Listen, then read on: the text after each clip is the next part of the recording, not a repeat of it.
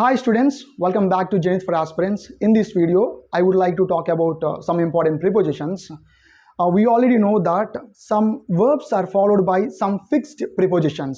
కొన్ని verbs తర్వాత మనం ఎప్పుడు ఏంటంటే కొన్ని ఫిక్స్డ్ ప్రిపోజిషన్స్ యూజ్ చేస్తాం కదా. అయితే ఈ వీడియోలోని అరైవ్, గో, గెట్, రీచ్ అనే verbs తర్వాత ఎటువంటి రకమైన ఫిక్స్డ్ ప్రిపోజిషన్స్ మనం యూజ్ చేస్తామని డిస్కస్ చేద్దామండి. చూడండి, అరైవ్, గో, గెట్, రీచ్. అయితే ఈ కాన్సెప్ట్ను మన book Zenith's English for all competitive ఎగ్జామ్స్లోనండి 323 పేజీలో ఇవ్వడం జరిగింది. ఒకసారి డీటెయిల్గా డిస్కస్ చేద్దాము. కాన్సెప్ట్ నేమ్ ఏంటంటే prepositions with arrive, go, get and reach. Okay, చూద్దాం, స్టార్ట్ చేద్దామండి. అరైవ్ అనే వర్బ్తోని మనము ఇన్ లేదా ఎట్ అనే ప్రిపోజిషన్ యూజ్ చేయొచ్చు. The verb arrive can be followed by either at or in. Arrive తర్వాత మనం ఎట్ లేదా ఇన్ అనే ప్రిపోజిషన్ యూజ్ చేయొచ్చు. ఏ విధంగా ఎటువంటి సందర్భంలో యూజ్ చేద్దామని డిస్కస్ చేద్దాం. ఓకేనా, మీకు ఆల్రెడీ ఎట్ లేదా ఇన్ మధ్య డిఫరెన్స్ చెప్పేటప్పుడు ఎట్ను smaller places, exact positions, specific points ముందు అంటే సర్టెన్ పాయింట్స్ ముందు యూజ్ చేస్తామని. నెక్స్ట్ ఇన్ను larger places, countries, towns, cities, districts, mandals ఇటువంటి పెద్ద ప్లేసెస్ ముందు, లార్జర్ ప్లేసెస్ ముందు ఇన్ యూజ్ చేస్తామని చెప్పుకున్నాం కదా. అయితే స్పెసిఫిక్ పాయింట్స్ లేదా స్మాలర్ పాయింట్స్ ఎలా ఉంటాయంటే, for example at the bus stop, at work అని, next at the railway station, at the airport, at the office, at the post office, at school అని ఇవన్నీ ఏంటంటే ఎగ్జాక్ట్ పాయింట్స్ లేదా specific points అంటే smaller places అంటాము. వీటి ముందు at use చేస్తాం, అంటే అరైవ్ ఎట్ అని యూజ్ చేస్తాం. ఇన్ వచ్చేసరికి కంట్రీస్ ముందు, for example in Canada, in Paris, in India. Cities ముందు in Bengaluru, in Hyderabad, next in Chennai అని. నెక్స్ట్ డిస్ట్రిక్ట్స్కి వచ్చేసరికి in Visakhapatnam, next in Vizianagaram, in Srikakulam, in East Godavari. ఈ విధంగా ఏంటంటే ఇన్ను లార్జర్ ప్లేసెస్ ముందు యూజ్ చేస్తాం కదా. సో అరైవ్ ఎట్ అనేది స్మాలర్ ప్లేసెస్ ముందు, అరైవ్ ఇన్ అనేది లార్జర్ ప్లేసెస్ ముందు యూజ్ చేస్తాము. ఇక్కడ 2 ఎగ్జాంపుల్స్ ఇవ్వడం జరిగిందండి. 2 ఎగ్జాంపుల్స్ చూస్తే, they arrived at the railway station. In this example, at is the preposition. Here at is the preposition. The railway station అనేది ఏంటంటే ఒక స్పెసిఫిక్ పాయింట్ లేదా అంటే సెర్టెన్ పాయింట్ లేదా ఎగ్జాక్ట్ పొజిషన్ అంటే స్మాలర్ ప్లేస్. ఇది ఒక స్మాల్ ప్లేస్ కాబట్టి మనం అట్ అనే ప్రిపోజిషన్ యూజ్ చేసాము. సెకండ్ ఎగ్జాంపుల్కి వచ్చేసరికి they arrived in Canada.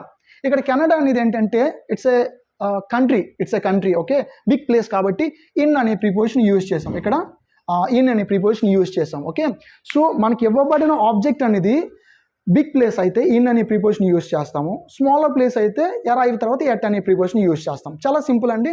Arrive తర్వాత ఎట్ లేదా ఇన్ యూజ్ చేస్తాము. బిగ్ ప్లేస్ అయితే ఇన్, స్మాలర్ ప్లేస్ అయితే at. Arrive at, arrive in. Okay, next one ఏంటంటే గో టు. గో అనే వర్బ్ తర్వాత ఇది మన అందరికీ ఏంటంటే we are very much familiar with this verb and preposition.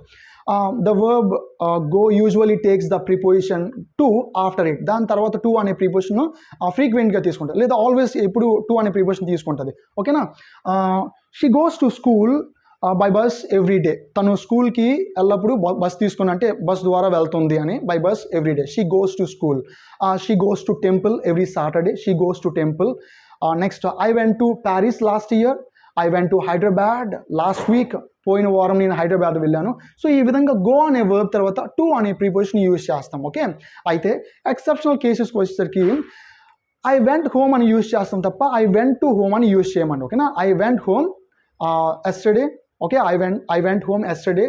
I go home at 6 o'clock every day, 6 PM every day. I go home at 6 PM every day. ప్రతిరోజు 6 గంటలకు నేను ఇంటికి వెళ్తానని. సో గో అనే వర్బ్ తర్వాత హోమ్ అనే వర్డ్ వచ్చినప్పుడు ఏంటంటే మనము టు అనే ప్రిపోజిషన్ యూజ్ చేయము. ఎందుకంటే గో తర్వాత ఏదైనా నౌన్ వచ్చింది అనుకోండి, అక్కడ టు అనే ప్రిపోజిషన్ యూజ్ చేస్తాం. ఇప్పుడు ఐ వెంట్ టు ప్యారిస్ అనేది noun. I went to America అనేది నౌన్. సో ఇటువంటి నౌన్స్ వచ్చినప్పుడు టు అనే ప్రిపోజిషన్ యూజ్ చేస్తాం. బట్ ఐ వెంట్ హోమ్ అంటే ఇక్కడ హోమ్ అనేది ఏంటంటే యాడ్వర్బ్. మనకి యాడ్వర్బ్స్ ఆఫ్ ప్లేస్ ఎలా వస్తాయంటే హోమ్ అని, అబ్రాడ్. సో ఈ విధంగా నెక్స్ట్ అబ్రాడ్ కూడా ఎలా యూజ్ చేస్తామంటే ఐ వెంట్ అబ్రాడ్ అంటాం తప్ప ఐ వెంట్ టు అబ్రాడ్ అని యూజ్ చేయమండి. I went abroad. Okay, I would like to go abroad. She is planning to go abroad. ఈ విధంగా గో అనే వర్బ్ తర్వాత యాడ్వర్బ్ వచ్చినప్పుడు మనం టు అనే ప్రిపోజిషన్ యూజ్ చేయము. బట్ నౌన్స్ వచ్చినప్పుడు యూజ్ చేస్తాం కదా. Okay, I went to Kakinada. ఓకేనా, every year I go to Araku. Every year I go to Kakinada. So ఈ విధంగా గో అనే వర్బ్ తర్వాత టు అనే ప్రిపోజిషన్ యూజ్ చేస్తాం.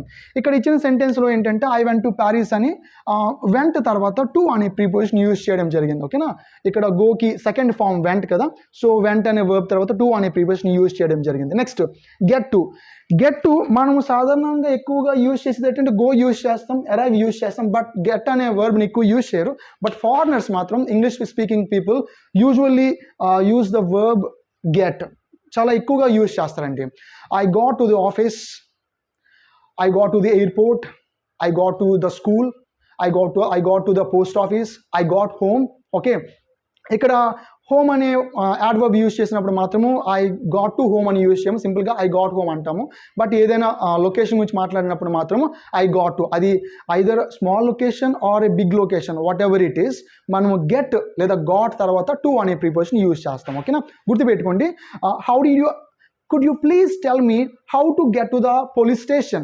Could you please tell me how to get to the police station? Could you please tell me how to get to the railway station? Could you please tell me how to get to the nearest railway station, nearest bus stand, bus complex?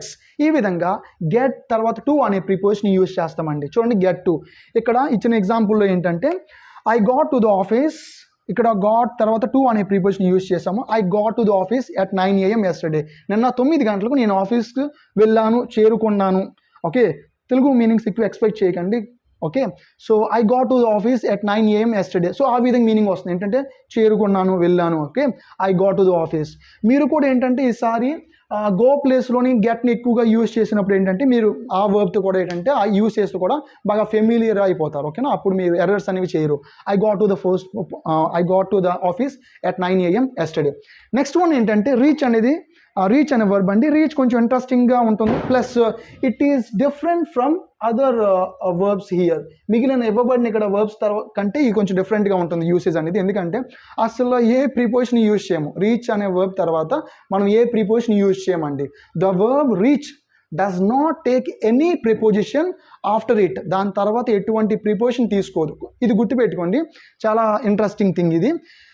Okay, so మనము 4 verbs గురించి discuss చేసాము. Arrive తర్వాత at లేదా in use చేస్తామని. Okay, next go తర్వాత to అనే preposition, get తర్వాత to అనే ప్రిపోజిషన్, నెక్స్ట్ రీచ్ తర్వాత we don't use any preposition చెప్పుకున్నాం కదా. ఇక్కడ ఎగ్జాంపుల్ ఏంటంటే he reached Mumbai, he reached Mumbai, he reached Chennai, he reached Kolkata, he reached Shimla, he reached Coimbatore. You can take any place. After the verb reach we don't use any preposition. A preposition use చేయమండి. Here we have 3 previous questions taken from SSC exam and CDS exams. Okay, చూద్దామండి. First question, when shall we arrive to our destination? No error. మనకి ఏంటంటే part A, part B, part C, part D అని here మనకి 4 parts ఉన్నాయి కదా. ఏ పార్ట్లో error ఉందో identify చేయాలి. ఒకవేళ ఎర్రర్ లేకపోతే పార్ట్ డిని మనం చూస్ చేసుకుంటాము. ఈ క్వశ్చన్ను SSC SO 2011లో అడగడం జరిగిందండి. వెన్ షెల్ వి అరైవ్, మీకు ఆల్రెడీ ఏం చెప్పాను, అరైవ్ అనే వర్బ్తోని మనము ప్రిపోజిషన్ ఎట్ లేదా ఇన్ యూజ్ చేస్తాం. ఓకే, అరైవ్ తర్వాత ఎట్ లేదా ఇన్ యూజ్ చేస్తాం. అయితే ఇవ్వబడిన ఆబ్జెక్ట్ అనేది వీటి తర్వాత ఇవ్వబడిన ప్లేస్ అనేది లార్జర్ ప్లేస్ అయితే, బిగ్ ప్లేస్ అయితే ఇన్ యూజ్ చేస్తాము, స్మాలర్ ప్లేస్ అయితే ఎట్ యూజ్ చేస్తాం. బట్ ఇక్కడ డెస్టినేషన్ అనే వర్డ్ యూజ్ చేశారు. ఓకేనా, డెస్టినేషన్ అనే వర్డ్ని మనం ఎలా తీసుకోవాలంటే ఎగ్జాక్ట్ పొజిషన్ లేదా స్పెసిఫిక్ పాయింట్ లేదా స్మాల్ ప్లేస్ కింద తీసుకుంటాం. కాబట్టి ఆల్వేస్ అరైవ్ ఎట్ అని యూజ్ చేస్తామండి. డెస్టినేషన్ ముందు ఎప్పుడు కూడా ఏంటంటే అరైవ్ ఎట్ అని యూజ్ చేస్తాం. చూడండి, when shall we arrive at our destination అని యూజ్ చేయాలి. సో ఇక్కడ టు అనే ప్రిపోజిషన్ ప్లేస్లో మనం వాడవలసిన ప్రిపోజిషన్ ఏంటంటే at, arrive at our destination. Next question అండి, they will leave the office at 6 and reach at home by 7. ఈ సెంటెన్స్ మీనింగ్ ఏంటంటే, ఎందుకు నేను మీనింగ్ చెప్తున్నాను తెలుగులోని, ఇక్కడ 6 ముందు ఎట్ అనే ప్రిపోజిషన్ యూజ్ చేస్తారు, 7 ముందు బై అనే ప్రిపోజిషన్ యూజ్ చేస్తారు. కాబట్టి ఇక్కడ కూడా ఎట్ అని యూజ్ చేద్దామని చాలామంది ప్లాన్ చేయొచ్చు ఈ క్వశ్చన్ చూడగానే, బట్ అది ఎర్రర్ అవుతుందండి. They will leave the office at 6 అంటే ఈ సెంటెన్స్ మీనింగ్ ఏంటి, వాళ్ళు ఆఫీస్ని 6 గంటలకు లీవ్ చేస్తారని మీనింగ్.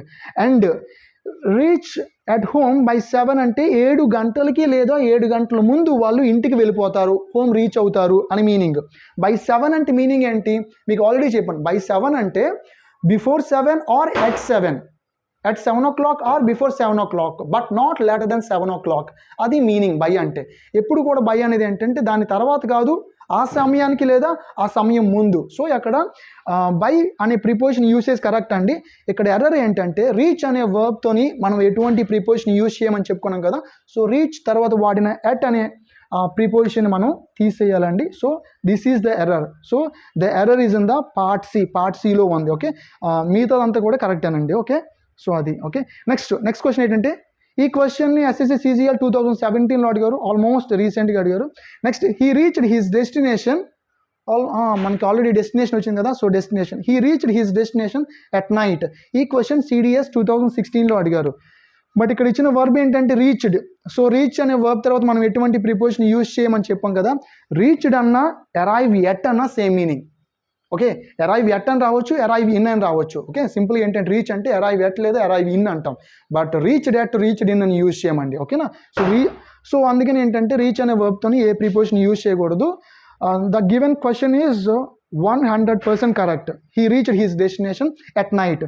మీకు ఆల్రెడీ చెప్పాను, నైట్ ఎట్ నైట్ అంటాం తప్ప ఇన్ నైట్ ఆన్ నైట్ కాదు, ఎట్ నైట్ అంటాం. At night, at mid night ఈ విధంగా యూజ్ చేస్తాం. At mid day, at noon అని యూజ్ చేస్తాం. Okay, next at 6 o'clock exact time ముందు కూడా, అవర్స్ ముందు కూడా ఎట్ యూజ్ చేస్తామండి.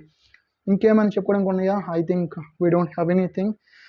Okay, I think you have got the difference among these verbs. Okay, among these prepositions మనకు అర్థమైంది కదా ఎలా యూజ్ చేయాలని. సో ఏమైనా డౌట్స్ ఉంటే మాత్రం కామెంట్ సెక్షన్లో అడగండి. మీకు మళ్ళీ చెప్తాను, ఈ కాన్సెప్ట్ని మన బుక్లోని 323 పేజీలో ఇవ్వడం జరిగింది. ఇంకా క్వశ్చన్స్ అండ్ ఎగ్జాంపుల్స్ ఉన్నాయి, చూడండి, ఒకసారి రిఫర్ చేయండి. ఏమైనా డౌట్స్ ఉంటే మాత్రం నన్ను కాంటాక్ట్ చేయండి. Thank you very much. Bye.